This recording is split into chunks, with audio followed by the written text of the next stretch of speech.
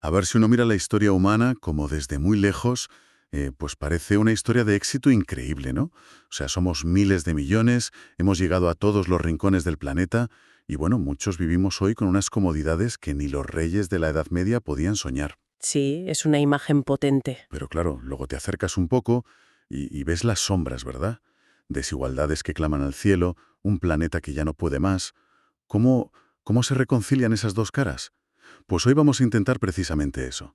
Vamos a hacer un viaje, un análisis profundo de la historia económica de la humanidad, pero a muy, muy largo plazo. Queremos entender cómo hemos llegado hasta aquí, qué ha impulsado el avance y también qué nos ha frenado durante tanto, tanto tiempo. Exacto. Y para guiarnos vamos a usar materiales académicos, ¿eh? Apuntes, audios de clase, de un curso universitario de Historia Económica Mundial. La idea es extraer las claves, los conceptos fundamentales de esta disciplina y entender esas grandes transformaciones que nos han traído hasta hoy. Entendido. Pues manos a la obra entonces. Vamos a meternos a fondo para ver qué es esto de la historia económica. Cómo intentamos medir algo como el progreso, que ya veremos que es complicado, ¿eh? ¿Cuáles fueron esos momentos clave, los puntos de inflexión? Y sobre todo, ¿por qué parece que durante la mayor parte del tiempo estuvimos como atrapados, ¿no? En un ciclo de tener más gente, pero no necesariamente de vivir mejor. Los apuntes que mencionas dicen que la historia económica es como una disciplina híbrida, que está ahí entre la historia y la economía. Suena interesante, pero eso, ¿cómo funciona en la práctica? ¿Son como dos mundos que chocan o que se ayudan? Pues mira, se complementan, aunque no siempre sin tensión, ¿eh? Piensa que la historia, digamos, más tradicional, prefiere el detalle, el caso concreto, el documento de archivo. Desconfía un poco de las generalizaciones muy amplias. Vale. La economía, en cambio, busca patrones, busca modelos, busca números. A veces, claro, a costa de simplificar un poco esa riqueza del detalle histórico que tanto le gusta al historiador. Entiendo. La historia económica intenta pues juntar lo mejor de los dos enfoques. Quiere usar las herramientas de análisis económico, los modelos, para entender los procesos históricos a gran escala, pero sin perder de vista el contexto, la especificidad de cada momento. Su objetivo no es solo describir qué pasó, por ejemplo, que hubo una revolución industrial.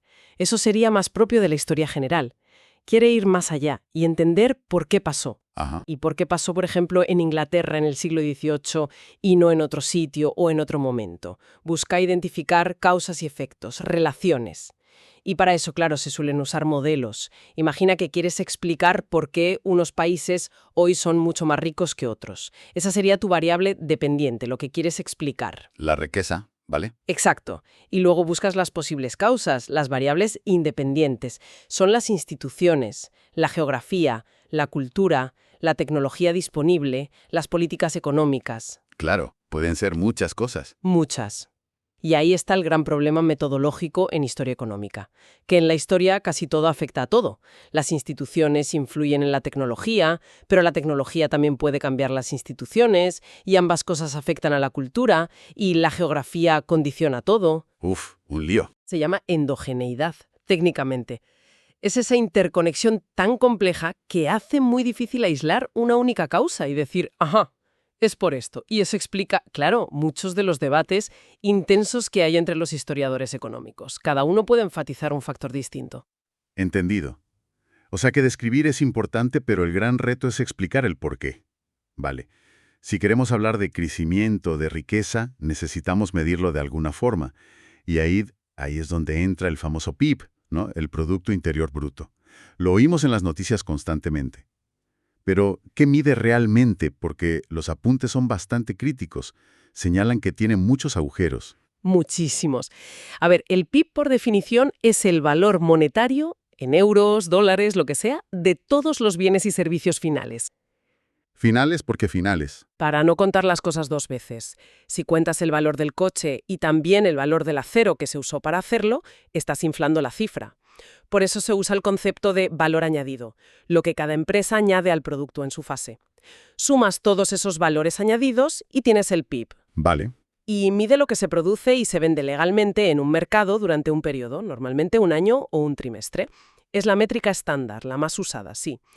Pero es como parcial, como una foto muy, muy parcial de la realidad económica y social. ¿Por qué parcial? ¿Qué se le escapa? Pues, un montón de cosas. Primero, Todo lo que se produce o hace fuera del mercado formal no cuenta. El trabajo doméstico, cuidar de los hijos o de mayores, el autoconsumo en el campo, el voluntariado, toda la economía sumergida. Claro, que en algunas épocas o sociedades puede ser enorme. Al PIB le da igual qué se produce. Un euro gastado en construir un hospital cuenta lo mismo que un euro gastado en fabricar armamento. No distingue entre actividades que aumentan el bienestar y las que no, o incluso las que lo reducen. Ostras, eso es importante. Y tercero, ignora bienes fundamentales que no tienen precio de mercado, como la calidad del medio ambiente, la cohesión social, el tiempo libre. Pero curiosamente sí que cuenta algunos gastos que llamamos defensivos. Defensivos. Sí, gastos que hacemos para protegernos de males o problemas. Por ejemplo, si aumenta la delincuencia y ponemos más alarmas o contratamos más policía, eso suma al PIB. Si hay más contaminación y gastamos en médicos, suma al PIB. Pero en realidad, esos gastos indican que estamos peor, no mejor. Vaya, qué paradoja. Y la lista sigue, ¿eh? No dice nada de cómo se trabaja, de las condiciones laborales. Puedes tener un PIB alto con explotación laboral. No resta el daño ambiental. Si una fábrica contamina un río, el PIB no lo descuenta, pero si luego gastamos dinero en limpiarlo, eso sí suma al PIB. Increíble. Y quizá lo más importante hoy en día, el PIB es una media. El PIB per cápita es el PIB total dividido por la población. Pero eso no nos dice nada sobre cómo se reparte esa riqueza. Puedes tener un país con un PIB per cápita altísimo, pero con una desigualdad brutal. Entendido. O sea que es una herramienta. Bueno, es la que tenemos, pero hay que cogerla con pinzas. Y sobre todo si intentamos mirar hacia atrás en el tiempo, ¿no? Con pocos datos, bienes que ni existían. Eso es un desafío metodológico gigantesco. Comparar el PIB de España hoy con el de la España de Felipe II o incluso comparar el PIB de Estados Unidos y la India hoy. Es complicadísimo. Hay que ajustar por la inflación, por los cambios en la calidad de los productos, por los productos nuevos que aparecen. Y por el coste de la vida diferente en cada sitio, supongo. Exacto. Para eso se usa la paridad de poder adquisitivo, la PPA. Intenta medir cuánto puedes comprar con la misma cantidad de dinero en distintos países. Es un intento de hacer las comparaciones más justas, pero siempre hay un margen de error y de debate metodológico enorme. Vale, dejamos el PIB ahí, con sus luces y sobre todo sus sombras. Hablemos del crecimiento en sí. Crecer económicamente. ¿Es simplemente usar más recursos? ¿Poner a más gente a trabajar? ¿Comprar más máquinas? ¿Cultivar más tierra? ¿O hay algo más? Aquí los apuntes introducen una distinción clave. Sí, fundamental. A ver, hay dos formas básicas de que una economía produzca más. Una es lo que llamamos crecimiento extensivo. Es, básicamente, usar más factores de producción. Metes más trabajo, L, más capital, K, más tierra o recursos naturales, T. Y obtienes más producción, I. Si doblas los factores, pues más o menos duplicas la producción. Es como crecer a lo ancho. ¿Vale? ¿Más de lo mismo? Eso es. Pero la clave del progreso económico a largo plazo, lo que realmente marca la diferencia es el crecimiento intensivo. ¿Y eso qué es? Es conseguir producir más o producir cosas mejores con la misma cantidad de factores, trabajo, capital, tierra o incluso con menos. Es decir, ser más eficientes, más productivos. Y aquí es donde entra el concepto estrella de esta parte, que es la productividad total de los factores, la PTF. PTF, suena importante. Lo es crucial. A ver, la PTF es en cierto modo la parte del crecimiento de la producción que no podemos explicar simplemente por haber aumentado la cantidad de trabajo o la cantidad de capital que usamos. ¿Cómo que no se puede explicar? Bueno, imagina que la producción de un país crece un 3% y calculamos que, por haber más trabajadores y más máquinas, debería haber crecido solo un 1,5%. ¿De dónde sale el otro 1,5%? Ese extra, ese 1,5% que no se debe a más factores, sino a usarlos mejor, eso es la PTF. Por eso a veces se le llama el residuo de Solow, por Robert Solow, el economista que lo estudió. Es lo que sobra en la contabilidad del crecimiento después de haber contado el aumento de los factores visibles. Vale. ¿Y qué es esa magia? ¿De dónde sale esa mejora de eficiencia? Pues puede venir de muchas fuentes. La más obvia es la mejora tecnológica. Nuevas máquinas, nuevos procesos, inventos. Pero también cuenta la mejor organización del trabajo, una mano de obra mejor formada y con más conocimientos, mejoras en las instituciones que regulan la economía, infraestructuras más eficientes. En resumen, todo aquello que nos permite hacer más con lo mismo, o lo mismo con menos. Es la eficiencia en sentido amplio. Ostras, eso sí que parece la clave. O sea que no basta con acumular capital, con invertir y ahorrar más y más. La clave es volverse más listos, más eficientes con lo que ya tenemos. Exactamente. Y este fue un descubrimiento, o más bien una constatación empírica, muy importante en economía del desarrollo. Durante mucho tiempo, sobre todo después de la Segunda Guerra Mundial, se pensó que la clave para que los países pobres salieran de la pobreza era simplemente acumular capital, invertir en fábricas, en infraestructuras. Ajá, la idea de inyectar capital. Eso es. Pero economistas como William Easterly, por ejemplo, han sido muy críticos con muchas políticas de ayuda al desarrollo que se centraron exclusivamente en eso. Argumentan que se olvidaron de lo más importante: crear las condiciones para que aumentara la eficiencia, la PTF. De nada sirve tener muchas fábricas si no se saben gestionar bien, si no hay trabajadores cualificados, si las instituciones no funcionan, si no hay incentivos para innovar. Entiendo. Y esto conecta con las ideas de los economistas clásicos. Totalmente. De hecho, las ideas fundamentales ya estaban ahí.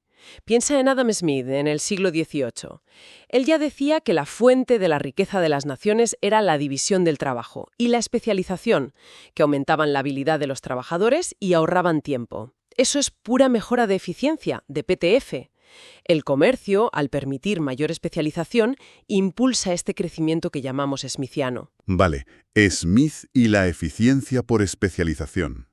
Luego tienes a Joseph Schumpeter, ya en el siglo XX, que puso el foco en la innovación como motor del capitalismo.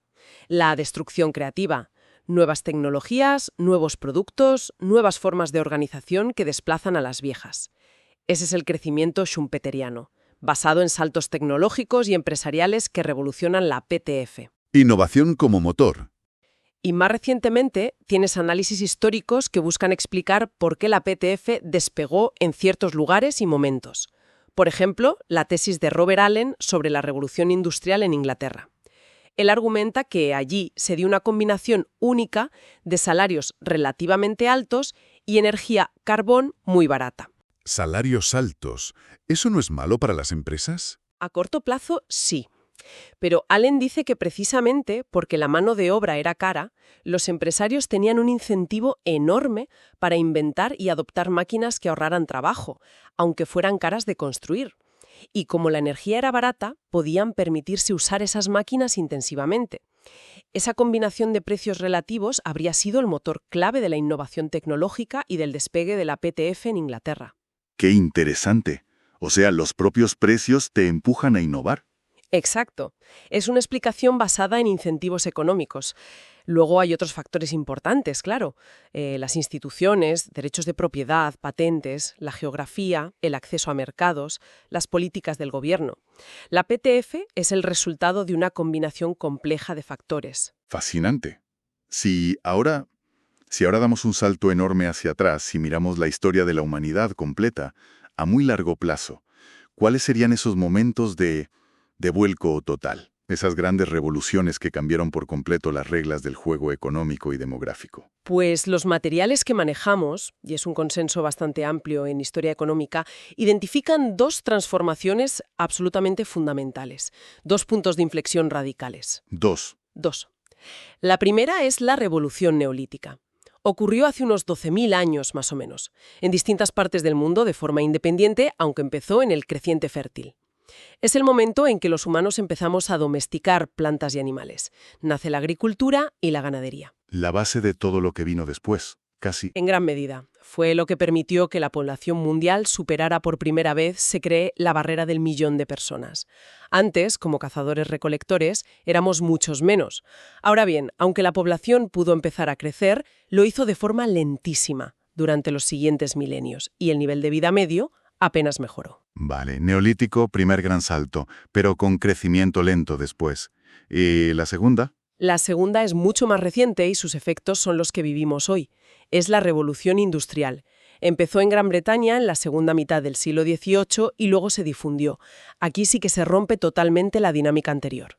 ¿En qué sentido se rompe? En dos sentidos clave. Primero, la población mundial empieza a crecer a un ritmo exponencial, nunca antes visto. Si ves un gráfico de la población mundial a largo plazo, es una línea casi plana durante milenios y de repente en los últimos 200-250 años, ¡pam!, se dispara hacia arriba casi en vertical. Los apuntes mencionan el gráfico 1.2, que si se usa una escala logarítmica se ve mejor el cambio de pendiente. Un crecimiento explosivo. Explosivo. Pasamos de menos de 1.000 millones de habitantes hacia 1.800 a casi 8.000 millones hoy. Y segundo, por primera vez en la historia de forma sostenida, el nivel de vida medio, lo que medimos aproximadamente con el PIB per cápita, también empieza a crecer de forma significativa y continua en algunas partes del mundo.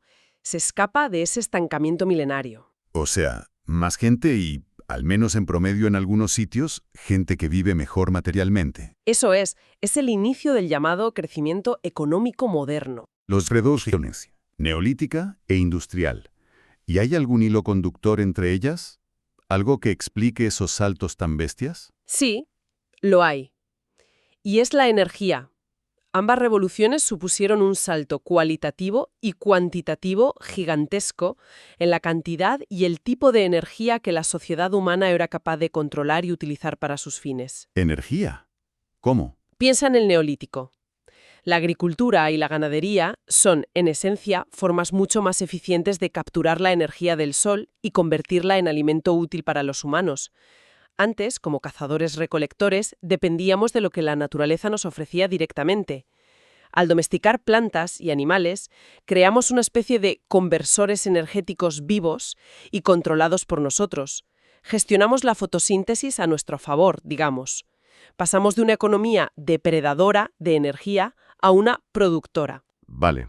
Controlamos mejor la energía solar para comer. Eso es, la revolución industrial fue otro salto energético, pero de naturaleza distinta. Aquí la clave fue el acceso a enormes cantidades de energía acumulada durante millones de años bajo tierra. Los combustibles fósiles. Primero el carbón, luego el petróleo y el gas natural. La energía del subsuelo. Exacto. Y no solo el acceso a la fuente, sino también el desarrollo de tecnologías capaces de convertir esa energía en trabajo útil. La máquina de vapor, el motor de combustión interna, la electricidad. La cantidad de energía disponible por persona se multiplicó por órdenes de magnitud respecto a la era preindustrial, donde dependíamos básicamente de la fuerza humana, animal, el viento y el agua. Energía solar gestionada en el neolítico, energía fósil masiva en la industrial. ¿Entendido? Y este segundo salto energético, el de la revolución industrial, es el que está detrás de otro fenómeno clave que también mencionan los apuntes con referencia al gráfico 1.4, la gran divergencia. La gran divergencia. ¿Qué diverge? Divergen los caminos económicos de las distintas regiones del mundo. Es esa brecha económica enorme que se abre a partir del siglo XIX entre los países que se industrializan primero, básicamente Europa Occidental y sus retoños como Estados Unidos, Canadá, Australia y el resto del mundo, Asia, África, América Latina, que se quedan rezagados o incluso ven empeorar su situación relativa. O sea, la desigualdad entre países. Exacto. Gran parte de la desigualdad global que observamos hoy, esa diferencia brutal de renta per cápita entre, digamos, Suiza y Chad, tiene sus raíces históricas en este proceso de industrialización desigual que llamamos la gran divergencia. Unos países despegaron y otros no, o lo hicieron mucho más tarde y de forma más limitada. Entender por qué ocurrió esa divergencia es una de las grandes preguntas de la historia económica. Volvamos entonces a esa primera gran revolución, la neolítica. Siempre nos la han contado como el gran paso adelante de la humanidad, ¿no? Inventamos la agricultura, que listos, más comida, más seguridad, nos pudimos asentar, construir ciudades, desarrollar la escritura, el arte. ¿Fue realmente tan idílico como suena? Pues esa es la visión, digamos, tradicional, la que popularizó gente como el arqueólogo V. Gordon Childe. La idea es: hubo una innovación clave, la domesticación, en ciertos focos, como el creciente fértil, hacia el 8000 a.C. Esa innovación trajo ventajas claras, más comida, sedentarismo, y por eso se difundió por el mundo, permitiendo el crecimiento de la población y el surgimiento de las civilizaciones. Suena lógico, ¿verdad? Sí, parece la historia estándar. Pero Las investigaciones más recientes, de arqueólogos, antropólogos, historiadores económicos, pintan un cuadro bastante más complejo y, la verdad, mucho menos optimista sobre las ventajas iniciales de la agricultura. ¿Ah, sí? ¿Qué problemas le ven? Pues mira, autores como Jared Diamond o Esther Boserup o el propio Robert Allen que mencionamos antes señalan varias cosas.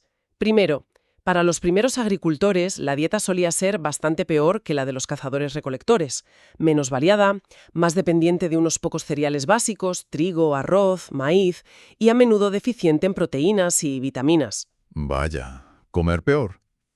Segundo, el trabajo agrícola era, por lo general, mucho más duro, monótono y exigía más horas que la caza y la recolección, que podían ser más esporádicas. Tercero, vivir hacinados en aldeas y rodeados de animales domesticados nos expuso a un montón de nuevas enfermedades, epidemias, zoonosis. Más trabajo, peor salud. No suena bien. Cuarto, depender de 1 o 2 cosechas al año aumentaba enormemente el riesgo de hambrunas si venía una sequía, una plaga. Los cazadores-recolectores tenían más opciones si fallaba una fuente de alimento. Y quinto, el sedentarismo forzoso, atado a la tierra. ¿Y dices que hay evidencia de esto? Sí, análisis de esqueletos de poblaciones preagrícolas y agrícolas tempranas a menudo muestran una disminución de la estatura media, signos de malnutrición, mayor incidencia de ciertas enfermedades. Parece que, al menos inicialmente, la salud individual y la esperanza de vida pudieron incluso empeorar con la agricultura. Pero entonces, a ver si lo entiendo. Si tenía tantas desventajas iniciales, peor dieta, más trabajo, más enfermedades, ¿por qué demonios adoptamos la agricultura?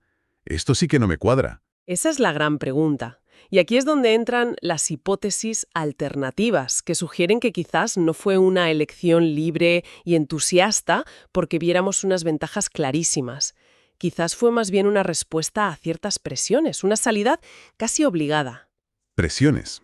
¿Cómo cuáles? Una de las teorías más influyentes es la de la presión demográfica previa. Autores como Mark Cowen o la propia Boserup sugieren que quizás las poblaciones de cazadores-recolectores, aunque lentamente, fueron creciendo durante el Paleolítico Superior. Llegó un punto en que la caza, la pesca y la recolección ya no daban abasto para alimentar a todos en un territorio determinado. Se llenó el paraíso, digamos. Algo así. Entonces se vieron forzados a buscar formas de obtener más comida de la misma superficie de tierra. Y la agricultura, aunque fuera más trabajosa y la dieta peor, permitía alimentar a más bocas por hectárea. La necesidad, la falta de alternativas, habría empujado al cambio. No fue tanto querer como tener que. ¿Vale? La presión de la población como causa. ¿Hay otras ideas? Sí, otra visión, como la que defiende Robert Allen para el creciente fértil, se centra más en los incentivos cambiantes debidos a factores ambientales y a la propia dinámica de las poblaciones. ¿Cómo? Allen argumenta que el fin de la última glaciación, hace unos 12.000, 15.000 años, cambió mucho los ecosistemas. En algunas zonas, como el Levante mediterráneo, quizás hubo periodos temporales de gran abundancia de cereales silvestres y caza. Esto pudo permitir a algunos grupos de cazadores-recolectores volverse más sedentarios, sin necesidad de moverse constantemente. Se asientan porque hay comida fácil por un tiempo. Exacto.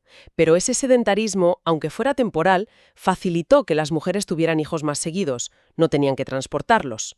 La población empezó a crecer más rápido en esas zonas. Y entonces, la abundancia inicial se acabó. O la caza mayor empezó a escasear por la propia presión humana o por cambios climáticos. Y se encuentran con más bocas que alimentar y menos recursos fáciles. Ahí está. Y en ese contexto, aunque cultivar fuera duro, empezó a ser relativamente más eficiente en términos de calorías obtenidas por hora de trabajo invertida, comparado con tener que ir cada vez más lejos a buscar animales o plantas silvestres que escaseaban. No es que la agricultura fuera maravillosa, sino que la alternativa, la caza-recolección tradicional, se había vuelto menos productiva. El cambio en los costes y beneficios relativos habría incentivado la adopción gradual de la domesticación. Entiendo. No una invención genial de repente, sino un proceso gradual, casi forzado por las circunstancias cambiantes. Eso sugieren estas visiones críticas. Un proceso muy largo, que duró milenios, no planificado, que ocurrió de formas diferentes en los distintos focos donde surgió, creciente fértil, China, Mesoamérica, Andes. Vaya, Pues sí que cambia la perspectiva sobre el Neolítico. ¿Y cuál sería entonces el balance final de esta primera gran revolución? Pues es un balance complejo y con muchas sombras. Por un lado, es innegable que permitió sostener a una población muchísimo mayor en el planeta. Sin agricultura, seguiríamos siendo unos pocos millones. Y permitió el desarrollo de sociedades más complejas, con ciudades, estados, escritura. Las luces. Las luces, sí. Pero las sombras son también enormes. Primero, como dijimos, un posible empeoramiento inicial de la salud y la dieta para el individuo medio. Segundo, un estancamiento durante milenios del nivel de vida per cápita. La mayor producción se traducía en más gente, no en gente más rica. Y tercero, y esto es crucial, la revolución neolítica trajo consigo, o al menos coincidió con y facilitó, profundas y a menudo negativas transformaciones sociales. Sociales. ¿A qué te refieres? Pues al surgimiento de grandes desigualdades económicas y sociales. Con la agricultura aparece la tierra como propiedad privada, la posibilidad de acumular excedentes y con ello las diferencias entre ricos y pobres. Surgen las jerarquías, las élites que controlan la tierra, el agua, el poder político y militar. Aparecen los estados y los imperios, a menudo basados en la coerción y la extracción de rentas a los campesinos. Se refuerza enormemente el patriarcado. Y aparece la esclavitud a gran escala. Uf. O sea que la base de muchas de las cosas malas de la civilización también está ahí. Parece que sí. Por eso Jared Diamond llegó a lanzar esa frase tan provocadora y famosa, que la agricultura fue el peor error de la historia de la humanidad.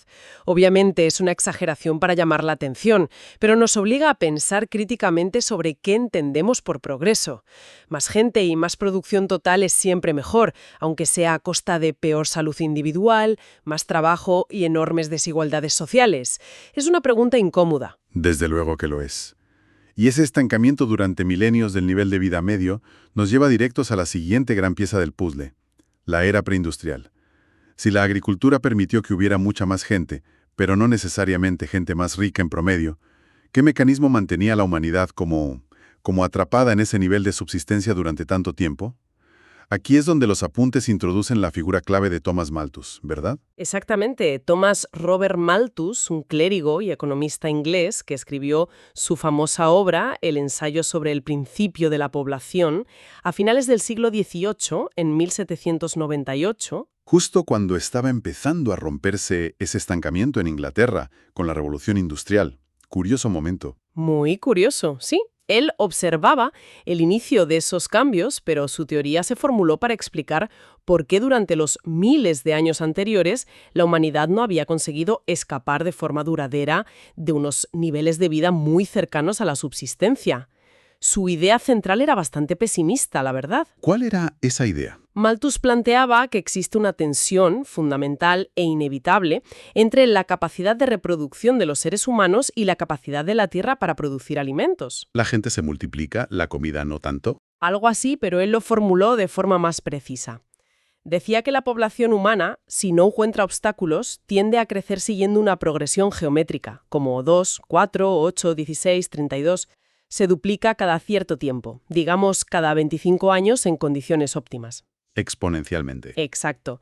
Mientras que la producción de alimentos, debido a que la cantidad de tierra cultivable es limitada y a los rendimientos decrecientes, cada nueva tierra puesta en cultivo es menos fértil que la anterior, solo puede aumentar, en el mejor de los casos, siguiendo una progresión aritmética, como 2, 3, 4, 5, 6. Crece sumando, no multiplicando. Eso es. Entonces, la conclusión es inevitable. Tarde o temprano, la capacidad de la población para crecer supera la capacidad de la tierra para alimentarla. La población choca contra lo que Malthus llamaba el techo de los recursos disponibles. Y cuando choca, ¿qué pasa? ¿Cómo funciona ese ajuste? Aquí entra el mecanismo económico que describió Malthus. A medida que la población crece, hay más trabajadores por cada hectárea de tierra. La relación TL, tierra por trabajador, disminuye. Por la ley de los rendimientos decrecientes, cada trabajador adicional añade menos producción que el anterior. O sea, la productividad marginal del trabajo, PMGL, disminuye. Cada vez cuesta más sacar un kilo extra de trigo. Exacto. Si la productividad baja, hay menos alimentos disponibles por persona.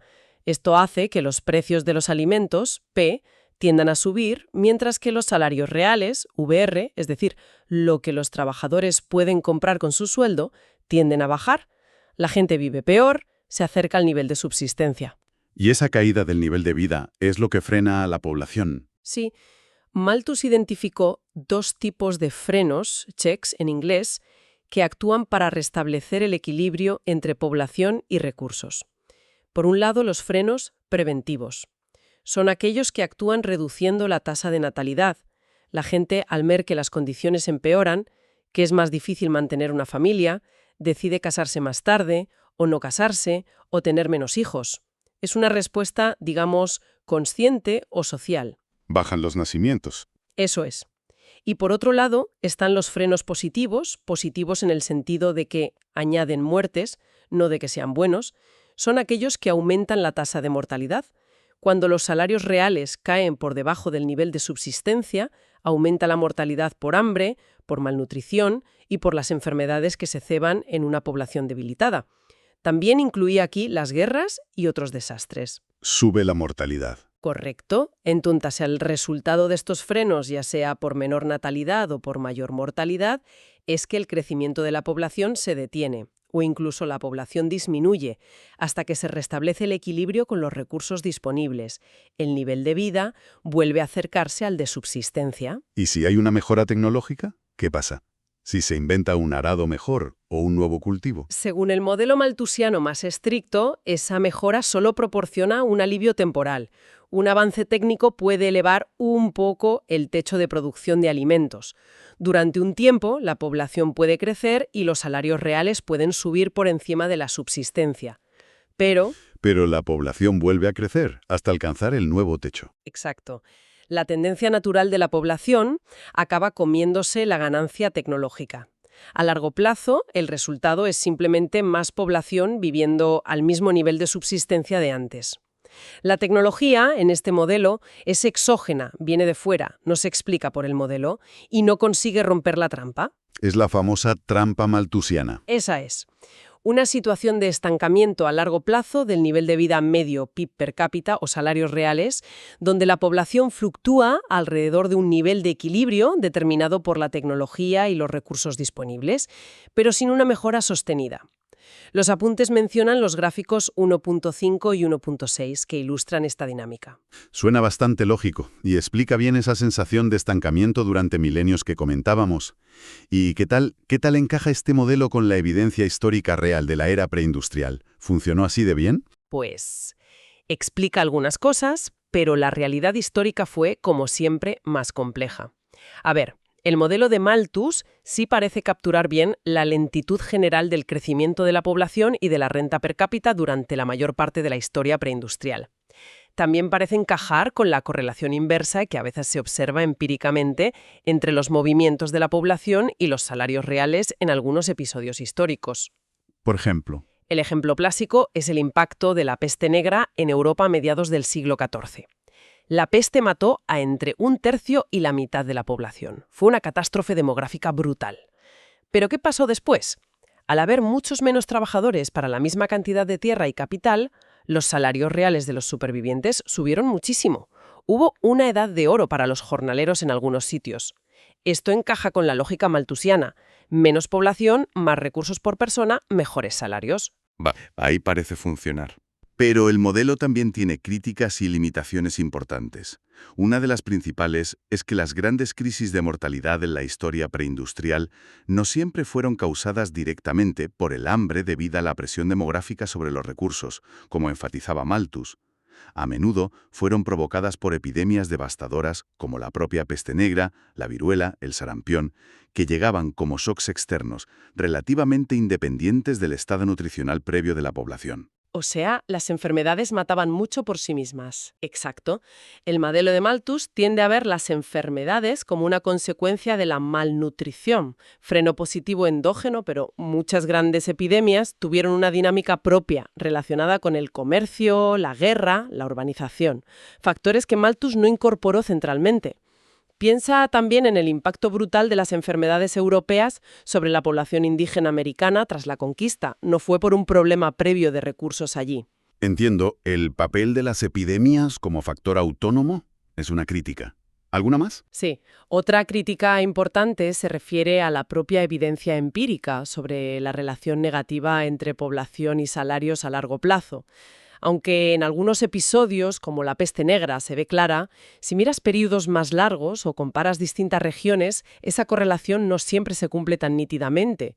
Hubo periodos de crecimiento demográfico que no fueron acompañados de caídas de salarios o incluso hubo mejoras salariales. ¿Y eso por qué? Pues sugiere que otros factores, que Malthus tendía a minimizar o a considerar solo temporales, también estaban jugando un papel importante incluso antes de la revolución industrial.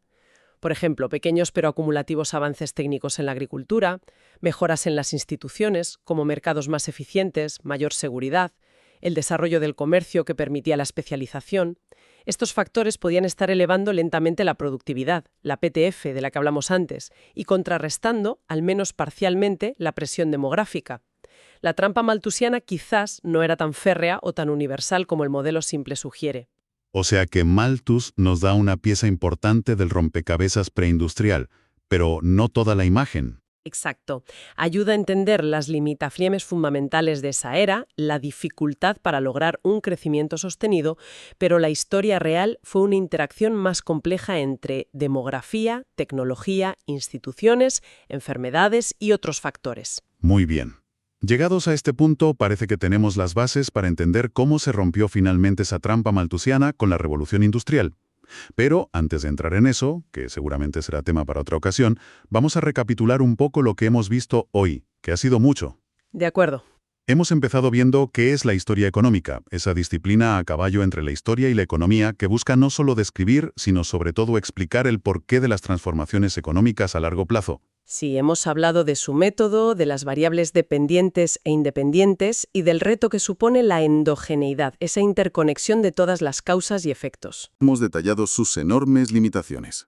Todo lo que deja fuera del mercado, su indiferencia ante qué se produce, los gastos defensivos, la ignorancia sobre las condiciones laborales, el medio ambiente o la desigualdad. Una herramienta útil, pero para usar con muchísima precaución. Exacto. Después distinguimos entre crecimiento extensivo, más factores, y crecimiento intensivo, más eficiencia. Y aquí introdujimos el concepto clave de la productividad total de los factores, la PTF, ese residuo que mide las mejoras en eficiencia y tecnología, y que es el verdadero motor del progreso a largo plazo. Y vimos cómo se conecta con las ideas de Smith, división del trabajo, comercio, Schumpeter, innovación, y análisis más recientes como el de Allen sobre los incentivos de precios relativos en la revolución industrial. A continuación, dimos el gran salto a la visión de muy largo plazo, identificando las dos grandes revoluciones. La neolítica, con la aparición de la agricultura, que permitió un primer, aunque lento, crecimiento de la población, y la industrial, que supuso un crecimiento exponencial tanto de la población como, por primera vez, de la renta per cápita en algunas zonas. Y subrayamos el papel crucial de la energía en ambas. El control de la energía solar vía domesticación en el neolítico y el acceso masivo a la energía fósil en la industrial. Y cómo esta última revolución dio lugar a la gran divergencia, la creciente desigualdad entre países. Luego nos detuvimos en la revolución neolítica, cuestionando la visión tradicional de progreso inequívoco. Vimos las posibles desventajas iniciales, peor dieta, más trabajo, enfermedades, y las hipótesis alternativas sobre sus causas, presión demográfica, incentivos cambiantes por factores ambientales. Y destacamos sus profundas consecuencias sociales, desigualdad, jerarquía, patriarcado, esclavitud, lo que nos llevó a la provocadora idea de Diamond sobre si fue el peor error de la humanidad. Finalmente, abordamos el modelo de Malthus para explicar el estancamiento preindustrial. Describimos su lógica, población crece geométricamente, recursos aritméticamente, el mecanismo de ajuste vía rendimientos decrecientes y caída de salarios reales, y los frenos preventivos, menos natalidad, y positivos, más mortalidad. Definimos la trampa malthusiana como ese equilibrio de subsistencia a largo plazo. Y aunque vimos que explica bien la lentitud general y algunos episodios como la peste negra, también señalamos sus limitaciones, el papel autónomo de las epidemias y la evidencia de que otros factores, tecnología e instituciones, ya influían antes de la revolución industrial. Creo que es un buen resumen de los bloques principales que hemos cubierto hoy, siguiendo los materiales del curso. Perfecto. Pues como decíamos, esto sienta las bases para entender cómo se produjo la gran ruptura, la salida de esa trampa con la revolución industrial y la transición demográfica que la acompañó. Pero eso lo dejaremos para una próxima exploración. Me parece bien. Y para terminar, como siempre, una reflexión final, algo para darle vueltas. Hemos visto que la historia económica no es una linealeta de progreso constante. La revolución neolítica, que objetivamente permitió alimentar a muchísima más gente, quizás supuso un retroceso en el bienestar individual para las primeras generaciones de agricultores y sentó las bases de estructuras sociales muy opresivas. Esto nos hace preguntarnos, ¿hasta qué punto el éxito macroeconómico o demográfico, más PIB, más población, se traduce automáticamente en una mejora del bienestar humano real y bien distribuido? ¿O acaso cada gran transformación tecnológica y social viene inevitablemente acompañada de costes, de contrapartidas, a veces muy duras y duraderas, que tendemos a olvidar cuando miramos solo las cifras globales o los beneficios a largo plazo? Una pregunta que resuena mucho hoy en día también, ¿no crees? Sin duda. El progreso tiene costes y ganadores y perdedores. La historia económica nos ayuda a verlo con perspectiva.